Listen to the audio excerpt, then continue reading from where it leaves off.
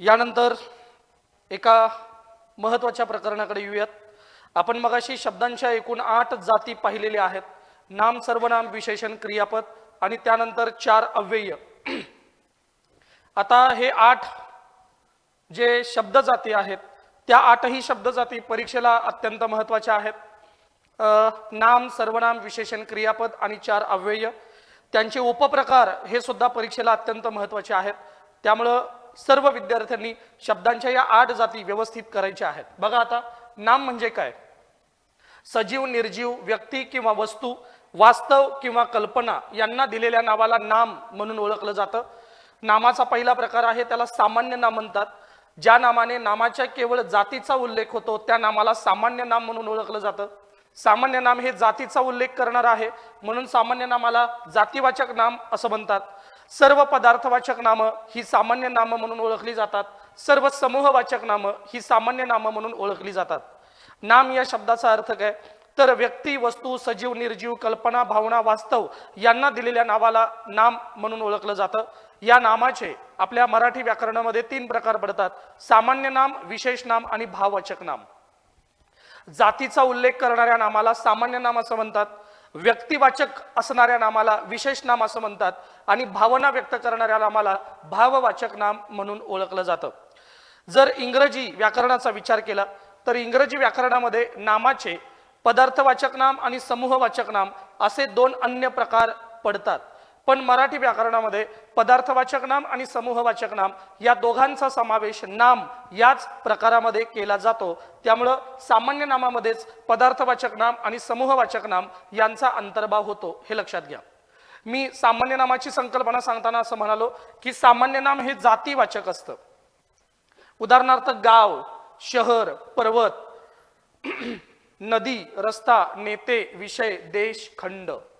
ज्यावेळेला देश असा नाम येईल त्यावेळेला नेमका कोणता देश आपण विचारात घेतो आहोत हे क्लिअर होत नाही। जगभरामध्ये जेवढे देश आहेत त्या सर्व देशांचं प्रतिनिधित्व करणारा हा शब्द आहे, म्हणजे हा शब्द जातीवाचक आहे। नदी म्हटल्यानंतर पर्टिक्युलर एक विशिष्ट नदी आपल्या नजरेसमोर येत नाही। नदी म्हटल्यानंतर अनेक नद्या आपल्या मनामध्ये येऊ शकतात। त्यामुळे नदी म्हणजे वाहणाऱ्या पाण्याचा जो प्रवाह आहे त्याचं प्रतिनिधित्व करणारा जातीवाचक शब्द आहे नदी। शहर, पर्वत, गाव हे पर्टिक्युलर एकासाठी आलेले नाहीत, हे त्या जातीचा उल्लेख करण्यासाठी आलेले आहेत म्हणून त्यांना जातीवाचक शब्द म्हणतात आणि जातीवाचक नाम हे सामान्य नाम असतात। त्यानंतर आहे पदार्थवाचक नाम। दूध, साखर, धान्य, हवा, रक्त, माती, सोने, चांदी ज्यांची गणना किंवा ज्यांची मोजणी 1, 2, 3, 4, 5 असं संख्येमध्ये करता येत नाही त्यांना आपण पदार्थवाचक नाम असं ओळखतो। उदाहरणार्थ सोने आणि चांदी, आपण सोने 1 सोने, 2 सोने, 3 सोने, दूध 1 दूध, 2 दूध, 3 दूध असं संख्येमध्ये मोजत नाही। त्यांची मोजणी करण्यासाठी आपल्याला परिमाणाची आवश्यकता असते, अशांना आपण पदार्थ असं म्हणतो आणि अशी पदार्थवाचक नामे सामान्य नामे म्हणून ओळखली जातात मराठीत। सगळी समूहवाचक नामे यांना सुद्धा सामान्य नाम म्हणूनच ओळखलं जातं। आता त्यानंतर पुढे येऊयात विशेष नाम। ज्या नामाने व्यक्ती किंवा वस्तूच्या जातीचा बोध न होता त्या जातीतील विशिष्ट व्यक्ती किंवा वस्तू यांचा उल्लेख केला जातो तेव्हा त्याला विशेष नाम असं म्हणतात। विशेष नाम हे व्यक्तिवाचक नाम असतं। आता उदाहरणार्थ आपण मगाशी देश असा नामप्रकार घेतला, असा एक नाम घेतला होता विचारात। देश म्हटल्यानंतर आपल्या नजरेसमोर पर्टिक्युलर एक देश आला का? नाही। त्यामुळे देश हे जातीचा उल्लेख करणार असल्यामुळं याला आपण सामान्य नाम असं म्हणालो।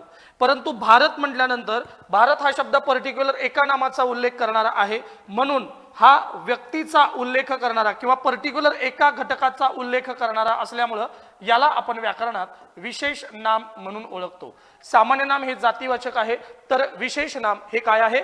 एका व्यक्तीचं किंवा एका वस्तूचा उल्लेख करणारा आहे। भारत एका विशिष्ट देशासाठी हे नाव वापरण्यात आलंय म्हणून ते विशेष नाम। देश म्हटल्यानंतर आपण कोणताही देश विचारात घेऊ शकतो, त्यामुळे देश हा शब्द जातीचं प्रतिनिधित्व करणार आहे, तो जातीवाचक नाम या उपप्रकारात येईल। त्यानंतर आहे भाववाचक नाम। ज्या नामामुळे व्यक्तीच्या ठिकाणी असलेले गुण किंवा भाव व्यक्त केले जातात त्या नामास भाववाचक नाम असं म्हणतात। जेवढ्या भावना आहेत मानवी मनाच्या त्या भावना व्यक्त करणारी नामे ही भाववाचक नामामध्ये येतात. उदाहरणार्थ राग, द्वेष, लोभ, मोह, माया, मत्सर, दंभ, ईर्ष्या, आनंद, प्रेम, इथून दुःख, चिकाटीपर्यंतचे जे शब्द आहेत ते शब्द भावना व्यक्त करणारे शब्द आहेत. त्यामुळे भावना व्यक्त करणाऱ्या शब्दांना भाववाचक नाम असं म्हटलं गेलं. आता परीक्षेला महत्वाचं आहे की मानवी अवस्था या भाववाचक नामामध्ये येतात आणि परीक्षेला बऱ्याचदा त्या विचारल्या गेलेल्या आहेत. बाल्य, तारुण्य, वार्धक्य, जनन आणि मरण या मानवी जीवनाच्या ज्या अवस्था आहेत त्या अवस्था व्यक्त करणारे नाम हे भाववाचक नाम या प्रकारात येतात. त्यानंतर काही मानवी क्रिया आहेत त्या भाववाचक नामामध्ये येतात. उदाहरणार्थ हास्य, रडू, चळवळ, चोरी आणि उड्डाण हे जे भावना व्यक्त करणारे शब्द आहेत हे शब्द भाववाचक नामामध्ये येतात. आता परीक्षेला भाववाचक नामामध्ये काही प्रत्यययुक्त शब्द विचारले जातात.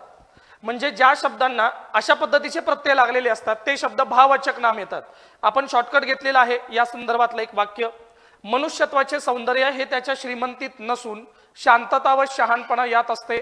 गुलामगिरीच्या अंतासाठी गोडवा व नवलाई यांची पाटीलकी व थोरवी महत्वाची असते.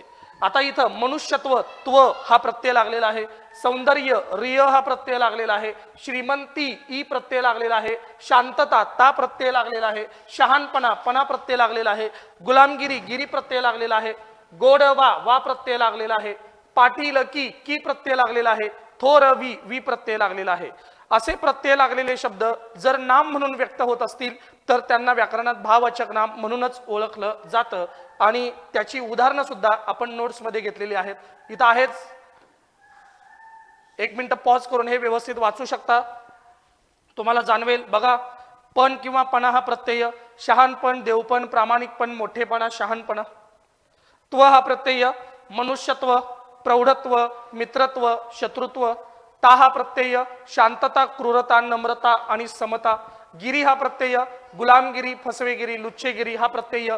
की हा प्रत्यय, पाटीलकी, आपुलकी, भिक्षुकी. ई हा प्रत्यय, श्रीमंती, गरिबी, गोडी, लबाडी, वकिली इत्यादी. त्यामुळे हे प्रत्यय जर लागले असतील तर ते प्रत्यय लागलेले नाम हे भाववाचक नाम या प्रकारात येतात. हा अत्यंत महत्वाचा भाग आहे भाववाचक नामाचा. कळतंय सगळ्यांना? पहिला आपण बघितलं सामान्य नाम. सामान्य नाम हे जातीवाचक आहे. सर्व पदार्थवाचक नाम सामान्य नाम आहेत. समूहवाचक नाम सामान्य नाम आहेत. एका व्यक्ती किंवा वस्तूचा पर्टिक्युलर एकाचा उल्लेख होत असेल तर तिथं 100% जातीवाचक नाम आहे, म्हणजेच विशेष नाम आहे. आणि त्यानंतर भाववाचक नाम. भाववाचक नाम ओळखायचं कसं? नंबर 1 भावना व्यक्त करणारी नामं भाववाचक नाम आहेत. नंबर 2 मानवी जीवनाच्या अवस्था व्यक्त करणारी नामं भाववाचक नाम आहेत. मानवी जीवनातल्या काही क्रिया व्यक्त करणारी नामं भाववाचक नाम आहेत. आणि ज्या नामांना अनुक्रमे आपण मगाशी पाहिलेले प्रत्यय लागतात त्याला सुद्धा व्याकरणात भाववाचक नाम असंच म्हणतात. ठीक आहे, आपण अनेक उदाहरणांनी या प्रकरणामध्ये हे समजावून घेण्याचा प्रयत्न केलेला आहे. नामाच्या वचनासंबंधी सुद्धा नियम आहेत. स्क्रीनवर हे नियम दिलेले आहेत. वेळेअभावी याचं आपल्याला स्पष्टीकरण देता येणार नाही, पण हाही प्रश्न परीक्षेला येतो की नाम आणि त्याचं वचन स्वरूप कसं आहे. सामान्य नाम, विशेष नाम आणि भाववाचक नाम यामध्ये कोणतं नाम हे एक वचनात असतं, कोणाचं अनेक वचन करता येतं, या संदर्भातले मुद्दे सुद्धा परीक्षेला आलेले आहेत. यानंतर नामाच्या इतर प्रकारांकडे आपल्याला जायचंय. नामाच्या इतर प्रकारांमध्ये पहिलं येतं अव्यय साधित नाम.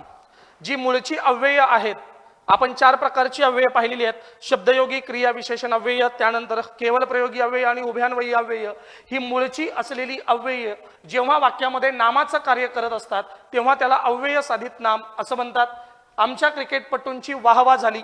वाहवा हे मूळ केवल प्रयोगी अव्यय आहे, पण इथं ते स्वतःचं काम करण्यासाठी आलेलं नाही म्हणून त्याला अव्यय साधित नाम असं म्हणतात. त्याच्या बोलण्यात परंतुचा वापर खूप होतो. परंतु हा जो शब्द आहे हा शब्द मूळ उभयान्वयी अव्यय आहे, परंतु हा शब्द 2 शब्दांना किंवा 2 वाक्यांना जोडण्यासाठी आलेला नाही, म्हणजे तो स्वतःचं काम करत नाही. अशा वेळेला तो अव्यय साधित नाम होतो. हरी नापास झाल्यामुळे त्याची छी थू झाली. छी थू हे केवल प्रयोगी अव्यय आहे, इथं ते स्वतःचं काम करण्यासाठी आलेलं नाही. अशा वेळेला ते अव्यय साधित नाम या स्वरूपामध्ये कार्य करत असतं. पुढचा प्रकार आहे तो आहे विशेषण साधित नाम. मूळ विशेषणे वाक्यात नामाचं जर कार्य करत असतील तर त्याला विशेषण साधित नाम म्हणून ओळखलं जातं. उदाहरणार्थ शहाण्याला शब्दाचा मार, श्रीमंतांना गर्व असतो, जातीच्या सुंदरीला काहीही शोभतं, जगात गरिबांना मान मिळत नाही. आता मूळ वाक्याचा जर विचार केला तर शहाण्या माणसाला शब्दाचा मार. इथं शहाण्या हे विशेषण होतं, आता या वाक्यामध्ये ते नाम म्हणून आलेलं आहे. श्रीमंतांना, श्रीमंत माणसांना गर्व असतो, श्रीमंत हे विशेषण आहे, पण या वाक्यामध्ये येताना ते नाम म्हणून आलेलं आहे. जातीच्या सुंदरींना काहीही शोभतं, जातीच्या सुंदर मुलीला काहीही शोभतं, सुंदर हे विशेषण आहे, इथं येताना ते नाम म्हणून आलेलं आहे. जगात गरिबांना मान मिळत नाही, जगात गरीब माणसांना मान मिळत नाही, गरीब हे विशेषण आहे, इथं ते नाम म्हणून आलेलं आहे. ज्यावेळेला मूळ वाक्यातली विशेषणे नाम म्हणून कार्य करत असतात तेव्हा त्याला विशेषण साधित नाम असं म्हणतात. पुढचं आहे धातू साधित नाम. कर, डर, वाघ, हस, दे हे धातू आहेत. आता या धातूपासून जर एखादं नाम तयार होत असेल तर त्याला धातू साधित नाम म्हणून ओळखलं जातं. ज्याला कर नाही त्याला डर कसली. गुरुजींचे वागणे ने प्रत्यय लागलेला आहे, त्याचे पाहून मला हसू आले, हसू. देणाऱ्याने देत जावे, देणाऱ्याने. मूळ धातूपासून तयार झालेली ही नामं आहेत, म्हणून आपण यांना धातू साधित नाम म्हणून ओळखतो. म्हणजे नामाचे एकूण मुख्य प्रकार 3: सामान्य नाम, विशेष नाम आणि भाववाचक नाम. आणि नामाचे अन्य प्रकार: अव्ययापासून तयार होणारे अव्यय साधित नाम, विशेषणापासून तयार होणारे विशेषण साधित नाम आणि धातूपासून तयार होणारे धातू साधित नाम. नामाचे हे सर्व प्रकार आपण व्यवस्थित अभ्यासलेले आहेत. यानंतर आपण पुढे जाऊयात. नामाचे लिंग. नामाच्या रूपावरून एखादी वस्तू वास्तविक अगर काल्पनिक पुरुष जातीची आहे की स्त्री जातीची आहे की दोन्हीपैकी कोणत्याच जातीची नाही असं ज्यावरून कळतं त्याला नामाचे लिंग असं म्हणतात. पुल्लिंग, स्त्रीलिंग, नपुसक लिंग हे लिंगाचे 3 प्रकार आपल्याला याची कल्पना आहे. ओके. आता इथं महत्वाचं काय आहे की नैसर्गिक काही पुल्लिंगी स्त्रीलिंगी जोड्या आहेत, त्या जोड्या कोणत्या हे आपल्याला माहिती पाहिजे. मुलगा मुलगी, कुत्रा कुत्री, पोरगा पोरगी वगैरे नोट्समध्ये हे सगळे व्यवस्थित जोड्या याच्या दिलेल्या आहेत. ठीक आहे. आता यामध्ये काही अपवाद आहेत, जे अपवाद परीक्षेला विचारले जातात आणि त्या अपवादांकडेच आपलं लक्ष असायला हवं. मराठीमध्ये एकाच अर्थाचे शब्द 3 वेगवेगळ्या लिंगामध्ये आढळतात, ते शब्द कोणते? मराठीतील पुल्लिंगी, स्त्रीलिंगी, नपुसकलिंगी अशा 3 लिंगामध्ये आढळणारे शब्द कोणते? मराठीतील पुल्लिंगी आणि नपुसकलिंगी अशा 2 लिंगामध्ये आढळणारे शब्द कोणते? मराठीतील पुल्लिंगी, स्त्रीलिंगी अशा 2 लिंगामध्ये आढळणारे शब्द कोणते? असे शब्द परीक्षेला विचारले जातात, ज्याचा तुम्हाला व्यवस्थित अभ्यास करायचा आहे. लिंग नियमांचा डिटेलपणे अभ्यास होणं अत्यंत गरजेचं आहे, कारण अपवादांवर, नियमांवर प्रश्न विचारले जातात. त्यानंतर परभाषेतून आलेल्या शब्दांचे लिंग हे त्याच्या मराठी अर्थावरून कसं ठरवलं जातं. उदाहरणार्थ बूट. बूट या शब्दाचा मराठी अर्थ होतो जोडा. बूट या शब्दाचं लिंग जोडा या शब्दावरून ठरवलं जाईल. बुक म्हणजे पुस्तक, पुस्तकावरून त्याचं लिंग ठरवलं जाईल. क्लास म्हणजे वर्ग, वर्ग या शब्दावरून त्याचं लिंग ठरवलं जाईल. त्यामुळे परभाषेतील जे शब्द मराठीत आलेले आहेत त्यांचं लिंग ठरवत असताना मराठी अर्थावरून त्याचं लिंग ठरवलं जातं. पुढे आहे सामासिक शब्दाचे लिंग कसं ठरवलं जातं. जे शब्द समासिक शब्द आहेत, समास या प्रकरणामध्ये आपण पाहिलेले शब्द आहेत, त्या शब्दाचं जे लिंग आहे ते लिंग शेवटच्या शब्दाप्रमाणे ठरवलं जातं. शेवटच्या शब्दाचं जे लिंग असेल तेच लिंग पूर्ण शब्दाचं असणार आहे. उदाहरणार्थ साखर भात. साखर भात मध्ये शेवटचा शब्द आहे भात. भात हा शब्द पुल्लिंगी असल्यामुळं पूर्ण साखर भात हा शब्द काय होईल? पुल्लिंगी होईल. मीठ भाकरी. भाकरी हा शब्द दुसरा आहे आणि तो शब्द स्त्रीलिंगी असल्यामुळं मीठ भाकरी हा पूर्ण शब्द स्त्रीलिंगी असणार आहे. त्यामुळे सामासिक शब्दाचं लिंग हे त्याच्या शेवटच्या शब्दावरून ठरवलं जातं. काही शब्द पुल्लिंगी स्त्रीलिंगी असूनही त्यांचा उल्लेख पुल्लिंगीच केला जातो. तसं काही शब्द पुल्लिंगी स्त्रीलिंगी असूनही त्यांचा उल्लेख केवळ स्त्रीलिंगी म्हणूनच केला जातो. हे काही नियम आहेत, हे नियम तुम्हाला व्यवस्थित पाठ करावे लागतील. ओके. ऍक्च्युली कंबाईन मुख्य परीक्षेचं जे मराठी आहे तिथं लिंगांचे कारांत नियम सुद्धा आहेत. आपण एवढ्या डिटेलमध्ये लिंग नियम घेतलेले नाहीत. परीक्षेला जे अपेक्षित आहे, परीक्षा भिमुखता आपण या मराठी व्याकरणाला सुद्धा लागू केलेली आहे. त्यामुळे परीक्षेला जे महत्त्वाचं आहे तोच मुद्दा आपण या ठिकाणी कंटिन्यू करत आहोत. ठीक आहे. नामाचे लिंग हा घटक पाहिल्यानंतर आपण पुढच्या घटकाकडे येतोय. नामाचे वचन. म्हणजे नाम जी वस्तू निर्देशित करतो ती वस्तू एक आहे का एकापेक्षा अधिक आहे हे व्यक्त करण्याचा नामाचा जो काही गुण आहे, संख्या सुचवण्याचा जो धर्म आहे, त्याला नामाचे वचन म्हणून ओळखलं जातं. वचनाचे एकूण 2 प्रकार आहेत आपल्या मराठीमध्ये, एक वचन आणि अनेक वचन. संस्कृत व्याकरणाचा जर विचार केला तर संस्कृत व्याकरणामध्ये एक वचन आहे, द्विवचन आहे आणि बहुवचन आहे. परंतु मराठीमध्ये मात्र 2च वचन, एक वचन आणि अनेक वचन यांचा अभ्यास आहे. तर सुरुवातीला वचन बदल हा एक भाग आहे. तुम्हाला एक वचनी शब्द दिला जाईल आणि त्याचं तुम्हाला अनेक वचन करायचं आहे. वर्गामध्ये आपण हे पाहिलेलं आहे की अनेक वचन आणि एक वचन हे कसं पाहता येईल.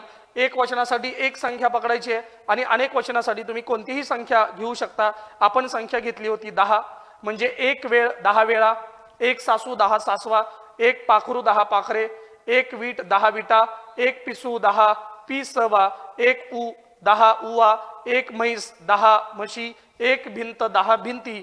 यावरून आपल्याला एक वचन अनेक वचन शोधता येतं. ठीक आहे. आता याच वचनामध्ये आणखीन एक महत्वाचा भाग आहे जो आपल्याला पुढे डिस्कस करायचा आहे.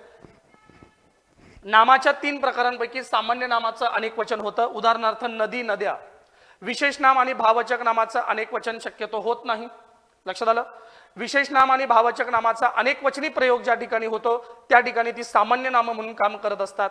भाववाचक नाम ही नेहमी एक वचनी असतात. हा वचनाच्या संदर्भातला आणि नाम प्रकाराच्या संदर्भातला एक महत्वाचा नियम आहे. काही नामे नेहमीच अनेक वचनात असतात. रोमांच, शहारे, हाल, डोहाळे, कांजिण्या हे कधीही एक वचनात येत नाहीत. काही नामे नेहमीच अनेक वचनात असतात. समूहवाचक नामांबद्दल एक महत्वाचा नियम आहे. समूहवाचक नामे ही एक वचनी असतात, पण जर समूहच अनेक मानले तर मात्र ती अनेक वचनी होतात. हे लक्षात घ्या. समूहवाचक नामे ही एक वचनी असतात, पण जर समूहच अनेक मानले तर मात्र ती अनेक वचनी होत असतात. त्यामुळे तुम्हाला लिंग आणि वचन या दोघांचाही अभ्यास नियमानुसार करायचा आहे. सगळे नियम आपले कव्हर झालेले आहेत. कुठेही दुर्लक्ष करू नका, कारण अपवादात्मक नियमांवरतीच प्रश्न विचारले जातात. नामाचे लिंग, नामाचे वचन, यानंतर जो भाग येतो त्याला म्हणतात नामाची विभक्ती. ठीक आहे. आपण बेसिक मध्ये सुद्धा हे बघितलंय. नामाची जी विभक्ती आहे ती विभक्ती म्हणजे नेमकं काय बघा. एखादं जर वाक्य आपण घेतलं आणि त्या वाक्यातील शब्दांना विभक्ती प्रत्ययच नसेल तर त्या वाक्यात एका शब्दाचा दुसऱ्या शब्दाशी संबंधच लागणार नाही. त्यामुळे विभक्ती प्रत्यय काय करत असतात. विभक्ती प्रत्यय एका शब्दाचा वाक्यातील इतर शब्दांशी किंवा एखाद्या शब्दाचा वाक्यातील क्रियापदांशी जो संबंध आहे तो संबंध दाखवत असतात. त्या संबंधाला विभक्ती असं म्हणतात व्याकरणात. आणि तो संबंध व्यक्त करणारे जे काही प्रत्यय आहेत त्या प्रत्ययांना विभक्ती प्रत्यय म्हणून ओळखलं जातं. विभक्ती बघा. प्रथमा विभक्ती, द्वितीया, तृतीया, चतुर्थी, पंचमी, षष्ठी, सप्तमी आणि संबोधन असे आपल्याकडे विभक्ती आहेत. प्रथमाला प्रत्यय नाही एक वचन आणि अनेक वचनामध्ये. द्वितीया सलाते सलानाते, तृतीया नेयशी नि ईशी ही, चतुर्थी सलाते सलानाते, पंचमी ऊनहून ऊनहून, षष्ठी चाचीचे चे चाची, सप्तमी त ई आ त ई आ. आणि संबोधन मध्ये एक वचनात प्रत्यय नाही पण अनेक वचनात मात्र संबोधनला प्रत्यय आहे नो. त्यामुळे तुम्हाला विभक्ती आणि विभक्तीचे जे प्रत्यय आहेत ते प्रत्यय तोंडपाठ असणं अत्यंत आवश्यक आहे. मी बेसिक मध्ये मागाशी तुम्हाला बोललो होतो की द्वितीय विभक्ती आणि चतुर्थी विभक्तीतला फरक आपल्याला सांगता आला पाहिजे, कारण दोन्ही ठिकाणी सलाते सलानाते असेच प्रत्यय आहेत. त्यामुळे वाक्यामध्ये जर एक कर्म असेल म्हणजे वाक्य सकर्मक असेल आणि सकर्मक वाक्यातील कर्माला सलाते सलानाते असा प्रत्यय लागलेला असेल तर 100% तिथं द्वितीय विभक्ती असते. परंतु वाक्यातील कर्म वगळता अन्य कुठेही जर सलाते सलानाते हा प्रत्यय आला असेल तर तिथे चतुर्थी विभक्ती असते. आता प्रश्न आहे द्विकर्मक वाक्य. आजीने नातवाला गोष्ट सांगितली. या वाक्यामध्ये नात वाला इथं ला प्रत्यय आहे. मग तो ला प्रत्यय नेमका द्वितीयचा का चतुर्थीचा. त्यामुळे मी तुम्हाला सांगितलेला एकच मुद्दा लक्षात ठेवायचा आहे. मी पुन्हा एकदा रिपीट करतोय. वाक्यात एकच कर्म आला असेल आणि त्या एकाच कर्माला जर प्रत्यय लागला असेल तरच तो प्रत्यय द्वितीयचा असतो. अन्य सर्व ठिकाणी चतुर्थी असते. आजीने नातवाला गोष्ट सांगितली. सांगणारी कोण आजी वाक्यातला करता. कोणाला सांगितली. नातवाला सांगितली. काय सांगितली. गोष्ट सांगितली. वाक्यात 2 कर्म आलेले आहेत. मग 2 कर्म असतील तर त्या वाक्यातील कर्माला जरी सलाते सलानाते प्रत्यय आला तरी सुद्धा तो प्रत्यय आपण कशाचा मानणार आहोत. चतुर्थी विभक्तीचा मानणार आहोत. कळतंय सगळ्यांना. याची उदाहरणं सुद्धा आहेत. विभक्ती प्रकार ठरवण्यासाठीची उदाहरणं दिलेली आहेत. ती सगळी उदाहरणं तुम्ही व्यवस्थित सोडवा. वेळाभावी आपल्याला फक्त संकल्पना ज्या आहेत त्या संकल्पना पाहत पुढत जायचं आहे. आता पुढे आपण बघणार आहोत सामान्य रूप म्हणजे काय. हा मुद्दा बेसिक मध्ये सुद्धा आपण कव्हर करण्याचा प्रयत्न केलेला आहे. सामान्य रूप म्हणजे काय बघा. नाम किंवा सर्वनाम, नाम किंवा सर्वनाम या दोघांना सुद्धा ज्यावेळेला एखादा विभक्तीचा प्रत्यय जोडला जातो किंवा या दोघांना शब्दयोगी अव्यय ज्यावेळेला लावलं जातं त्यावेळेला नाम किंवा सर्वनामामध्ये जो काही बदल होणार आहे त्या बदलाला सामान्य रूप म्हणून ओळखलं जातो. इथं काही नाम दिलेले आहेत, काही शब्द दिलेले आहेत, पुढे काही प्रत्यय दिलेले आहेत आणि त्यावरून तुम्हाला सामान्य रूप ओळखता येणार आहे. रात्र आणि त प्रत्यय आपण म्हणतो रात्रीत, त्यानंतर कुत्र्यास, तुझ्यात, मळ्यात, तळ्यात, झाडाला, मुळास, बंडूला, कष्टास, वाटेला, मातीस, मातेस आणि माझ्यात. म्हणजे इथं नाम आणि सर्वनामाला प्रत्यय लागलेले आहेत आणि हे प्रत्यय लागत असताना त्या नाम किंवा सर्वनामामध्ये जो काही बदल झाला, उदाहरणार्थ तुझाच तुझ्या झालं, माझाच माझ्या झालं, तळेच तळ्या असं झालं, झाडचं झाडा असं झालं, त्याला व्याकरणात म्हणतात सामान्य रूप. कळतंय? त्यामुळे नाम या प्रकरणामध्ये नंबर 1 नामाची संकल्पना, नंबर 2 नामाचे 3 प्रकार सामान्य, विशेष आणि भाववाचक नाम, त्यानंतर नामाचे अन्य प्रकार अव्यय साधित नाम, विशेषण साधित नाम, धातू साधित नाम, त्यानंतर नामाचे लिंग, नामाचे वचन, नामाची विभक्ती आणि नामाचे सामान्य रूप. म्हणजे नामासंबंधी जेवढे काही महत्त्वाचे मुद्दे आहेत ते सर्वच्या सर्व मुद्दे या प्रकरणामध्ये आपण कव्हर केलेले आहेत.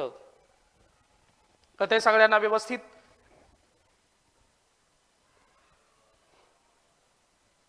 आता दुसऱ्या शब्द जातीकडे आपण जाऊयात. दुसरी शब्द जात आहे सर्वनाम. बघा आता वाक्यातील नामाचा वारंवार होणारा उच्चार टाळावा म्हणून नामाच्या ऐवजी येणाऱ्या शब्दाला सर्वनाम असं म्हणतात. सर्वनामाला प्रतिनाम किंवा प्रतिनिधी असंही म्हणतात. सर्वनामाला स्वतंत्र अर्थ नसतो कारण सर्वनामाचा अर्थ सर्वनाम ज्या नामासाठी येत असतं त्या नामावरती अवलंबून असतं. लक्षात येतं? ज्या नामासाठी ते येत असतं त्या नामावरती ते अवलंबून असतं. सर्वनामाचे मुख्य 6 प्रकार आहेत. पहिलं पुरुषवाचक सर्वनाम, दुसरं आहे दर्शक सर्वनाम, तिसरं आहे संबंधी सर्वनाम, चौथा आहे प्रश्नार्थक सर्वनाम, पाचवा आहे सामान्य किंवा अनिश्चित सर्वनाम आणि त्यानंतर आहे आत्मवाचक सर्वनाम. असे एकूण 6 उपप्रकार आहेत सर्वनामाचे. आता परीक्षेला काय विचारलं जातं की या प्रकारांमध्ये येणारी सर्वनामे कोणती आहेत. पुरुषवाचक सर्वनाम बघा, या पुरुषवाचक सर्वनामाचे 3 उपप्रकार आहेत. प्रथम पुरुषवाचक सर्वनाम, द्वितीय पुरुषवाचक सर्वनाम आणि तृतीय पुरुषवाचक सर्वनाम. या पुरुषवाचक सर्वनामाची संकल्पना नेमकी काय आहे. व्याकरणामध्ये 3 पुरुष मानले गेलेले आहेत.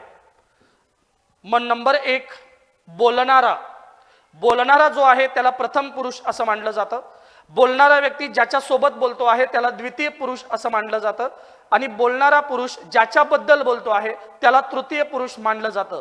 आणि या संकल्पनेचा केंद्रबिंदू आहे बोलणारा. ओके, त्यामुळे बोलणारा व्यक्ती स्वतःबद्दल जे सर्वनाम वापरतो त्याला म्हणतात प्रथम पुरुषी सर्वनाम आणि ती आहेत मी, आम्ही, आपण, स्वतः. बोलणारा ज्याच्या सोबत बोलतो आहे त्याच्याबद्दल ज्या सर्वनामाचा उपयोग करतो त्याला म्हणतात द्वितीय पुरुषवाचक सर्वनाम तू, तुम्ही, आपण, स्वतः.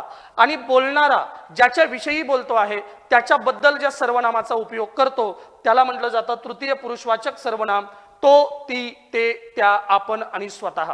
असे 3 पुरुषवाचक सर्वनाम हे मराठी व्याकरणात आहेत. त्यामुळे पहिला जो उपप्रकार आपण बघितला पुरुषवाचक सर्वनाम, याचेच हे 3 उपप्रकार असलेले आपल्याला दिसत आहेत. दुसरा उपप्रकार आहे दर्शक सर्वनाम. दर्शक याचा अर्थ होतो दाखवणे. मग दाखवण्याची क्रिया ही वस्तू जवळ आहे का लांब आहे यावरून ठरते. वस्तू जर जवळ असेल तर सर्वनाम वेगळे वापरले जातात, वस्तू दूर असेल तर वेगळे सर्वनाम वापरले जातात.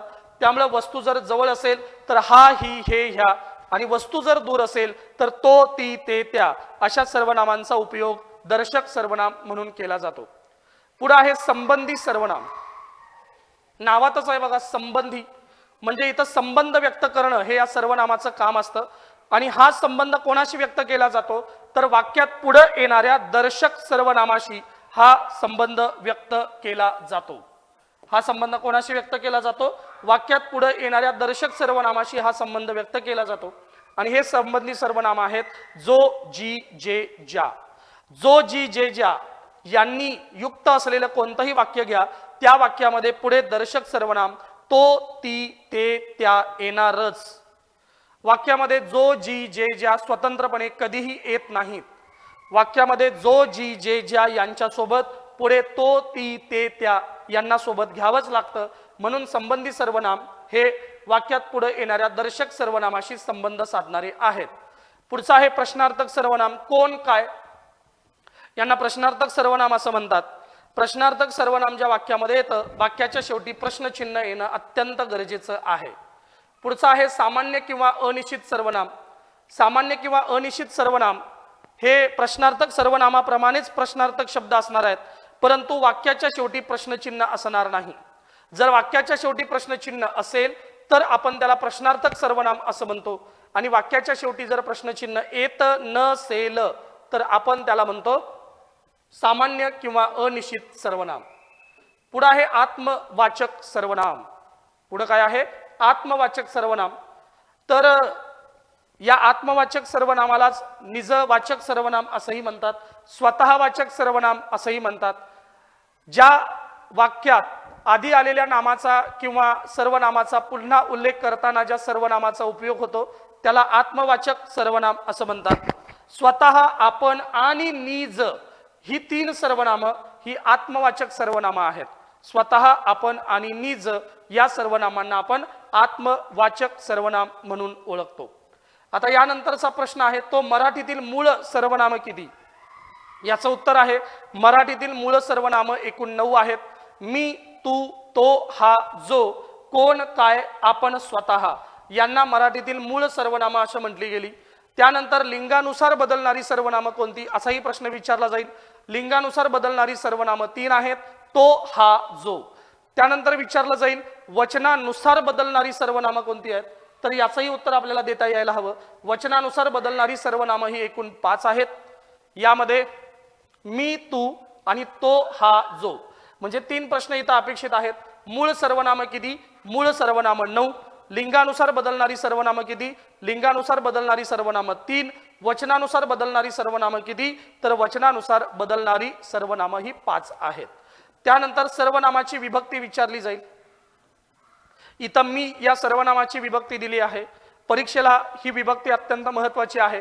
मी आम्ही मला मजला माते आम्हास आम्हाला आम्हाते मी म्या मशी आम्ही आम्हाशी मला मजला माते आम्हास आम्हाला आम्हाते मजहून आम्हाहून माझा माझी माझे माझ्या आमचा आमची आमचे आमच्या माझ्यात आम्हात किंवा आमच्यात अशा पद्धतीनं सर्वनामाची विभक्ती आहे। जसं मी या सर्वनामाची विभक्ती आहे त्याच पद्धतीनं तू या सर्वनामाची सुद्धा विभक्ती येते। ठीक आहे विद्यार्थी मित्रहो, आपण नाम आणि सर्वनाम ही दोन्ही प्रकरणं अतिशय डिटेलमध्ये या ठिकाणी पाहिलेली आहेत। यानंतर आपल्याला पुढच्या प्रकरणाकडे जायचं आहे।